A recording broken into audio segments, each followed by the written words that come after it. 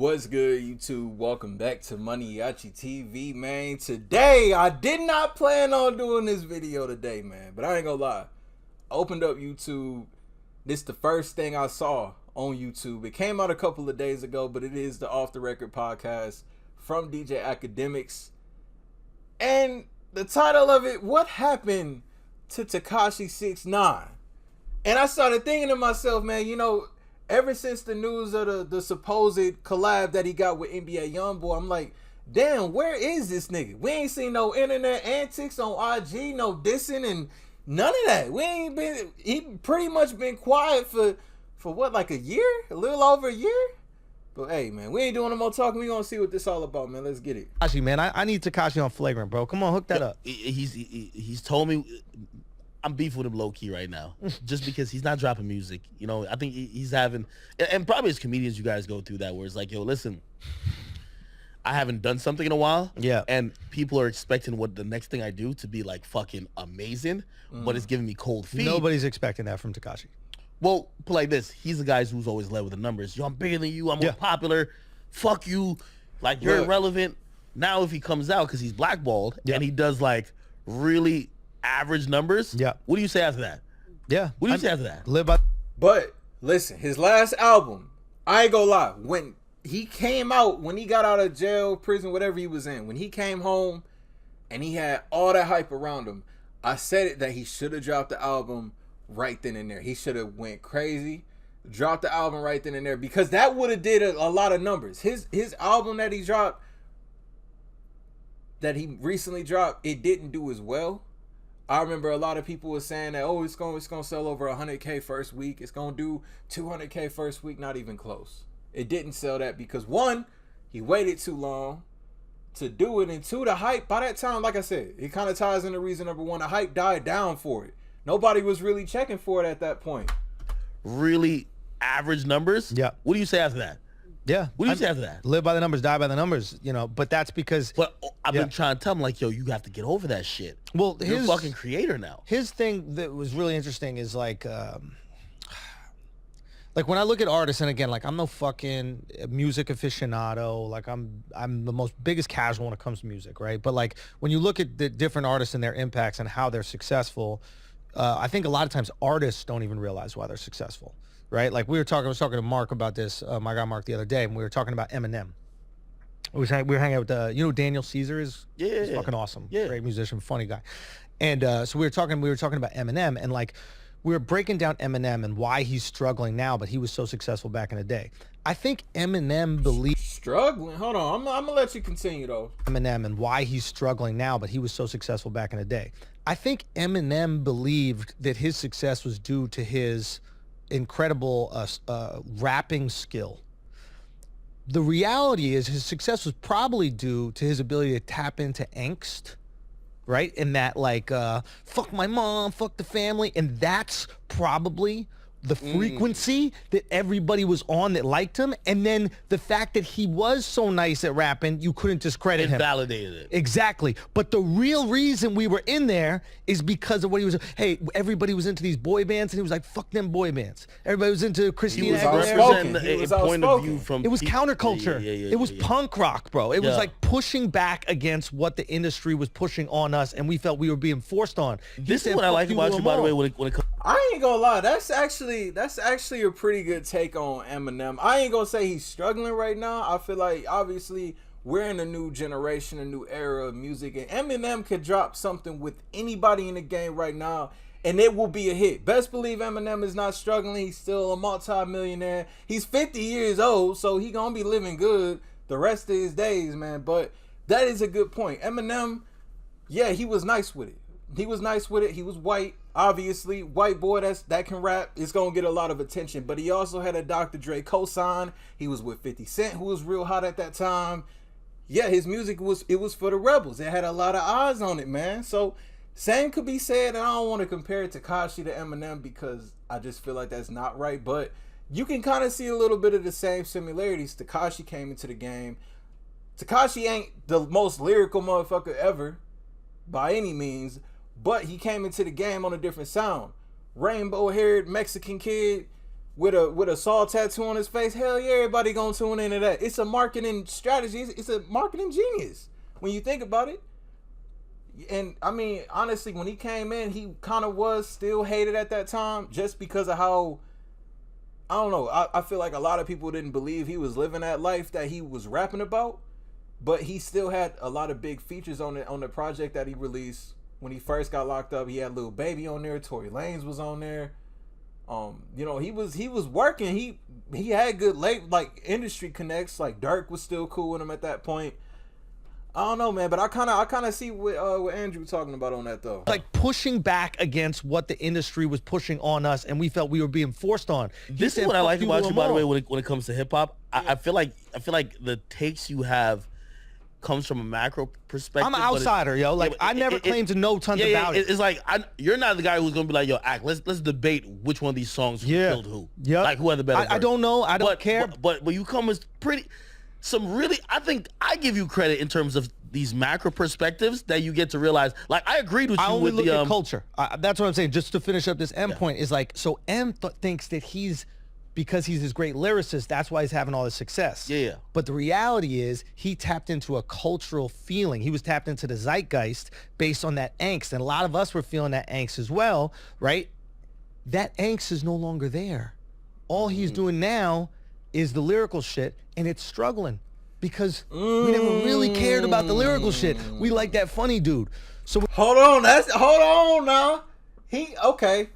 Now I get what you mean when he said M was struggling. Because a lot of, like, you know, look at Godzilla. Eminem, yeah, he could hit you with a couple here and there, like kind of off the wall, like, did he just say that lines? But it ain't like 20 years ago where he could say, oh, you'll be in the casket, I'm gonna fuck the shit out of you at your funeral. No, he ain't gonna say nothing like that now. Now it's kind of, you know, he along the lines of, yeah, I'm gonna hit y'all just with some straight bars, which nothing wrong with it. He validated his name already as one of the greatest to ever do this shit.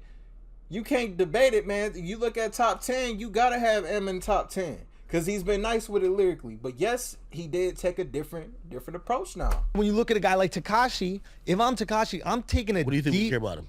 I think initially we liked the fact that he was exposing these rappers. Yeah. And it was like, yo, everybody likes David versus Goliath story. There's a reason that shit is the longest told story in history, right? Yeah. It's like we like the little kid who's saying fuck you to all the tough guys and nobody's really doing anything. Now some shit did happen, blah blah blah, doesn't matter.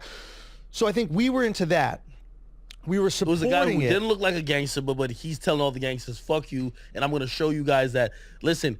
And we know he ain't gangster because he told. So that make it even more interesting. Just as tough as you, and I'm doing like I'm spinning in the rain with an umbrella over my head, like, exactly. And I'm being goofy. Exactly. I don't have to be tough like you guys claim. And genuinely funny. Yeah, He was genuinely funny. He's an internet kid. He grew up watching the internet. He understands how it works, and he was able to succeed in it.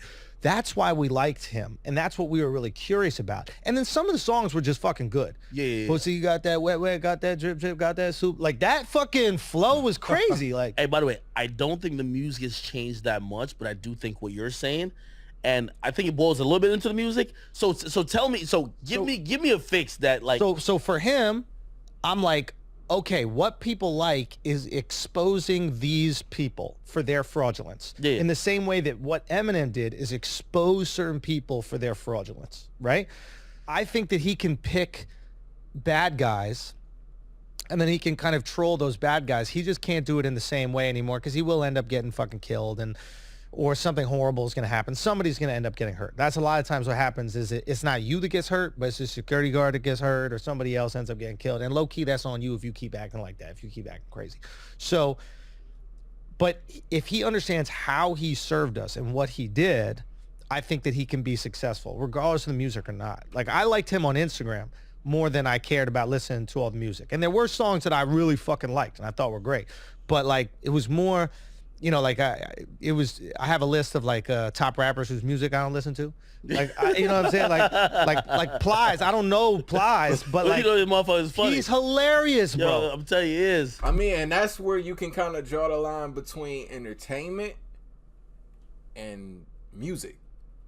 Tekashi as an entertainer, I mean, he does some outlandish shit and he says some probably, especially recently, some of the most disrespectful shit. I ain't gonna say it's funny over the stuff that he's joking about or that he proclaims to be joking about, but I say from an entertainment side of things, like the whole anticipation of him going live on Instagram for the first time, he damn near broke Instagram with that shit. You know, I mean, he dropped the music video. It broke YouTube. You know, so I don't know, man. Would y'all consider Tekashi better as an entertainer or as an artist? So there's a bunch of these rappers that are just these hilarious characters, and it just so happens their day job is rapping. But I like your hobby. Yo, I told 6ix9ine when he came back home from jail. Yeah.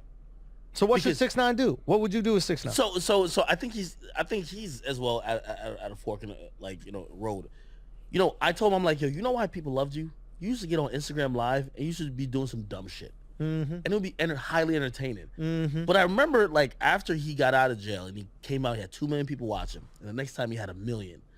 And any other time I was like, yo, this is like a time you would go on Instagram Live. Like, he was always kind of like beholden to the numbers. Right? He was like, well, because he don't care about the art of the music.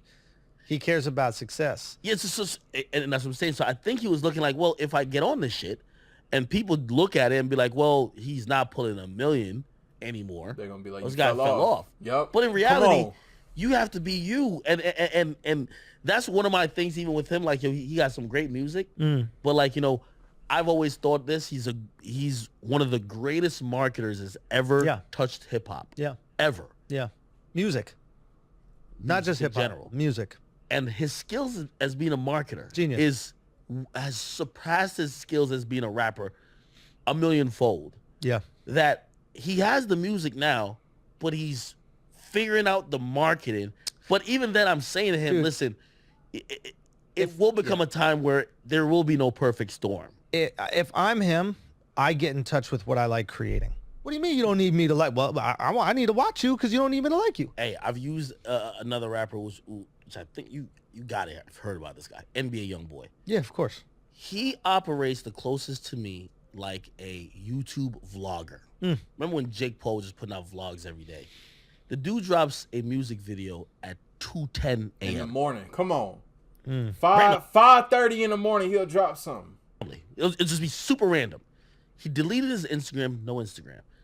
The only communication, he'll just have something in the description. Hey, I'm dropping a mixtape in 2 weeks. That's the only thing in the description. That's it. Drops randomly. His fans are always on, like, let's refresh his page. He could be dropping a music. Tell us when he's dropping.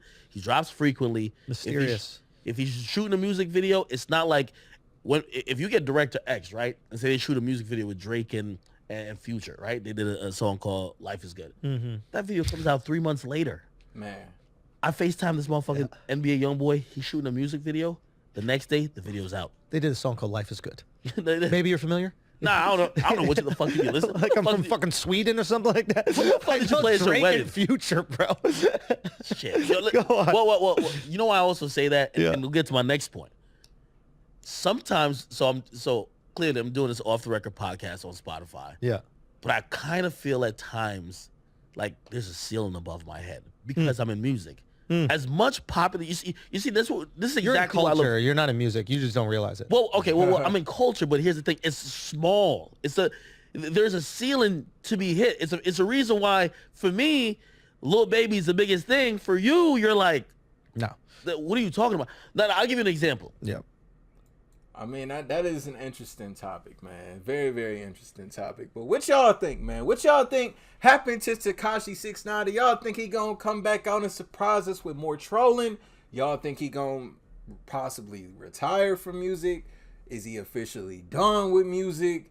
Y'all sound off in the comment section down below.